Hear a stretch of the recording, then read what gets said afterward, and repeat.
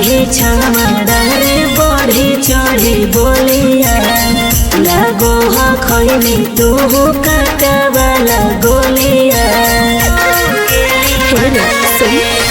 बोलही छामड़ा रे बढ़ी चढ़ी बोलिया लागो हो खैली तू काका वाला गोलिया।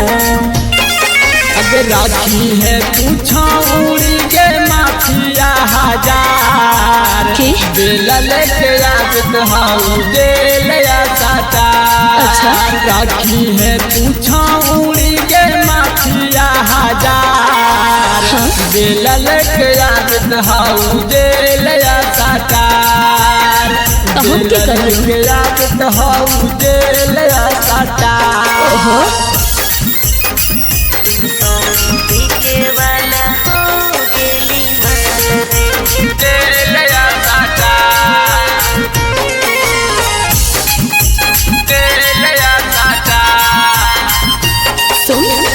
हमरा से कैलै छौड़ा खाली मनोरंजन रे करिए के छोड़ दिल कई छौड़ा गत मंजन रे। हमरा से कैलै छौड़ा खाली मनोरंजन रे करिए के छोड़ दिल कई छौड़ा गत मंजन रे। अगर बिगड़ल हो रहन छौड़ी बहुत बेकार अरे दिल लेके आगत हाउ जेल या साटा।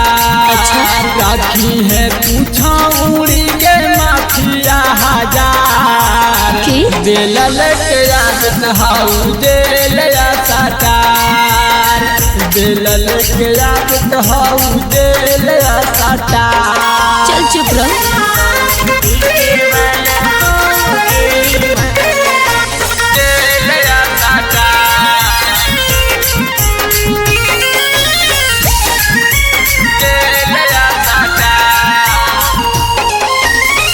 जहिया से बिगड़ल छौड़ा हमर चाल रे 300 में बिके वाला हो गेली माल रे।